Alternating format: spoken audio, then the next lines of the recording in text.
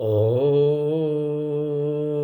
तद्विष्णुः परमं पदं सदा पश्यन्ति सूरयः दिवीव चक्षुराततम् तद्विप्रासो विपन्नयो जागृवांस समिन्दते विष्णु यत परमं पदम। प्रिय जिज्ञासुजनों, पिछले क्लास में हमने देखा कि वो विष्णु लोक और विष्णु का जो परम पद है वो तो हमेशा प्रकाशित है। हमें केवल ये देखना है कि हम अपने को कैसे जगाए रखें ताकि उस प्रकाश को हम देख सकें। तो आज हम इसी बात पर चर्चा करेंगे, हमें क्या करना चाहिए। कठोपनिषद कहता है, उत्तिष्ठ जागृत प्राप्य वरान निबोधत क्षुरस्य धारा निशिता दुरत्या दुर्गम पथस्तत्कवयो वदन्ति। उत्तिष्ठ उठो, जागृत जागो, प्राप्त वरान, वरान मतलब श्रेष्ठ पुरुष को, पहले भी यह बात आ चुकी है। दुर्लभम त्रयमेकम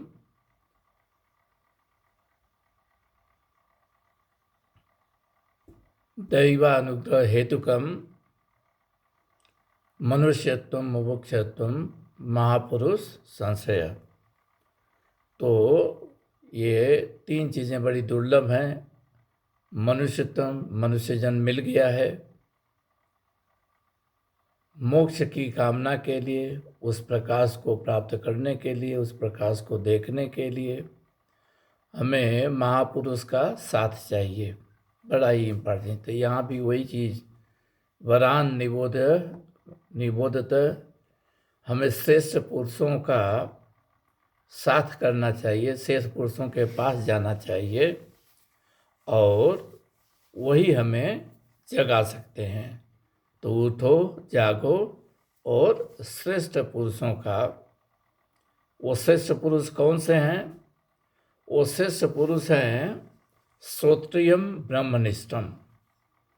श्रोत्रियम मतलब वो वेदों का जानकार हो, और केवल वो जानता ही न हो, ब्रह्मनिष्ठ हो, वो ब्रह्म का अनुभव कर चुका हो। ये दोनों होना चाहिए।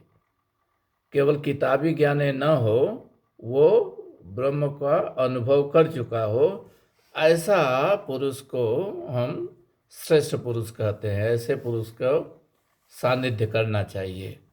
सबसे बड़ा प्रॉब्लम आजकल तो यही है। महाभारत काल के बाद बहुत से तरह के संप्रदायवाद बढ़ गए हैं। सारे संप्रदायवाद ये पुराणों, जो पुराण कहते हैं कि अष्टादश पुराण जो लिखे थे व्यासदेव ने, वास्तव में इसमें बहुत सी विसंगतियां हैं, बहुत से विरोधाभास हैं, और इसलिए जितने संप्रदाय बने, कोई बोला हम शैव हैं, शिव पुराण का अध्ययन करता है, कोई कहता है हम विष्णु भगवान के भक्त हैं, वैष्णव हैं, कोई देवी का भक्त है।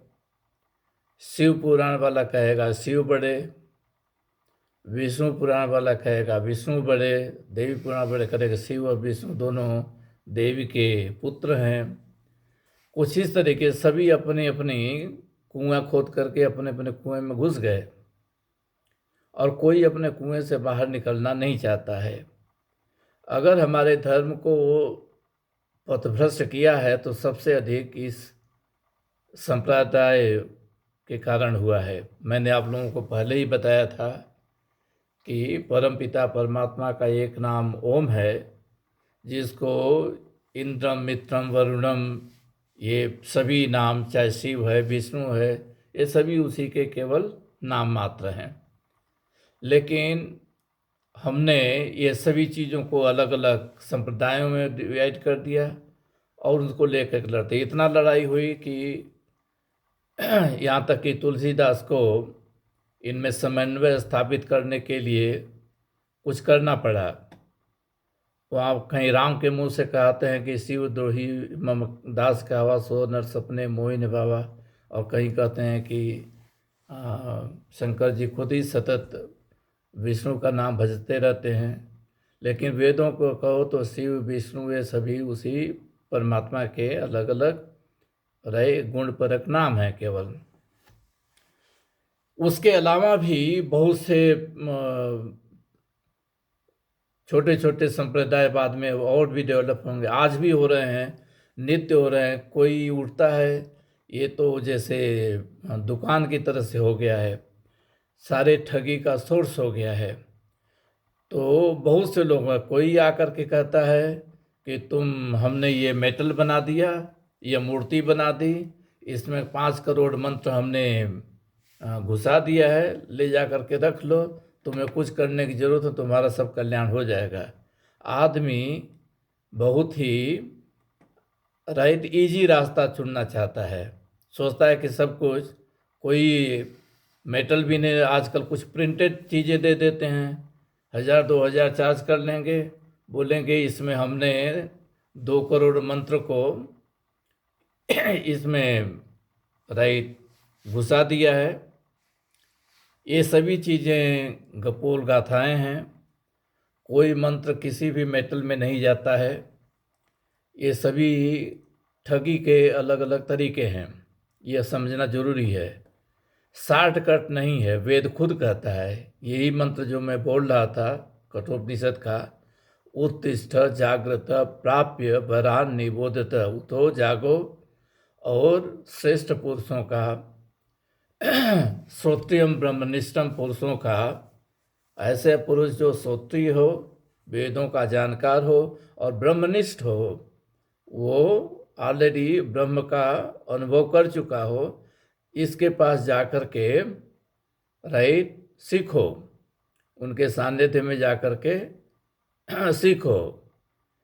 दूसरी लाइन बड़ी इंपॉर्टेंट है, जिसको जनरली लोग बोलते नहीं हैं, उत्तिष्ठ जागृत प्राप्य वरान निबोधत, तो सभी बोलते हैं, लेकिन दूसरी लाइन बड़ी ही इंपॉर्टेंट है, क्षुरस्य धारा निशिता दुरत्या दुर्गम पथस तत्कवयो वदन्ति।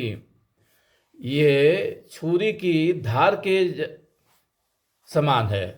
निशिता, निशिता का मतलब है बहुत शार्प, छुरी की जो धार है जो बड़ी शार्प है, बड़ी तेज धार है, तो छुरी की धार पर चलने के बराबर ये है। दुरत्या बड़ा ही दुर्गम है, कठिन है, यह इतना आसान नहीं है।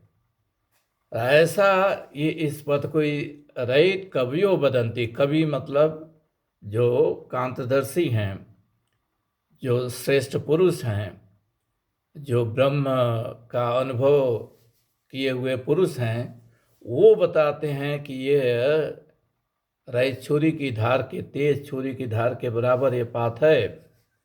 अब प्रश्न उठता है कि जब बहुत से लोग बता देते हैं कि बहुत राम राम जपो, कृष्ण कृष्ण जपो, या तुम ये मेटल ले लो, ये मूर्ति ले लो और इसे अपने घर में लगा दो, इधर टांग दो उधर टांग दो, तुम्हारा सब कुछ हो जाएगा। तो इजी पाथ बताने वाले केवल ठगी करते हैं।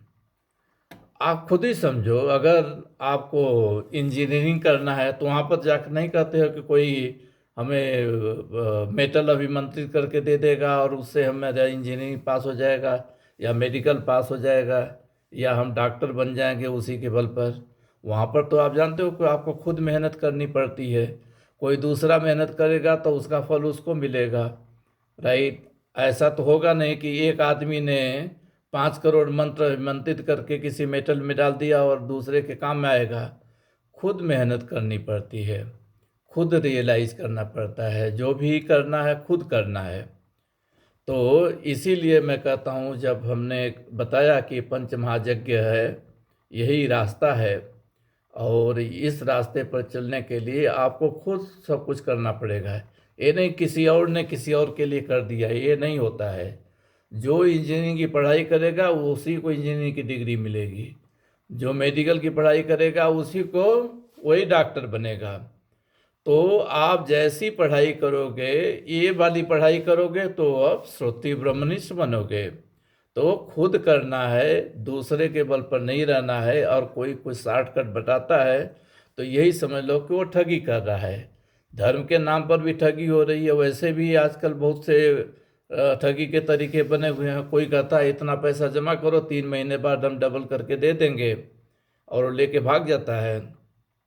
और ये जानते हुए कि ऐसी ठगी हो रही है, बहुत से लोग इनके शिकार होते रहते हैं अभी भी। उसी तरह से जो ठग इस धार्मिक लाइन में घुस गए हैं, बाबा बने हुए हैं और ये कान फूंकते रहते हैं, ये भी सभी जो हैं उसी तरीके से ये धर्म को व्यापार बनाए हुए हैं। मेन इनका लक्ष्य है अंधविश्वास फैलाना, लोगों के डर का फायदा उठाना, ठगना। बस इनका एकमात्र लक्ष्य है असली, ठगना। तो प्रश्न उठता है कि हम उस श्रेष्ठ पुरुष का सानिध्य कैसे प्राप्त करें। बहुत ही इम्पॉर्टेंट बात है कि श्रेष्ठ, क्योंकि सभी तो ठग दिखाई पड़ रहे हैं, हमें पता ही नहीं कि कौन श्रोत्रिय ब्रह्मनिष्ठ है। तो जब हमें पता ही नहीं कि कौन सा श्रोत्रिय ब्रह्मनिष्ठ है, तो हम कैसे सही ज्ञान प्राप्त करें, कैसे हम समझें कि यही, जैसे हमने बता दिया पंच महायज्ञ यही सही रास्ता है, तो ये सचमुच सही रास्ता है और बाकी रास्ते ठीक नहीं हैं। क्यों नहीं ठीक है? थोड़ा तो हिंट हमने दे भी दिया।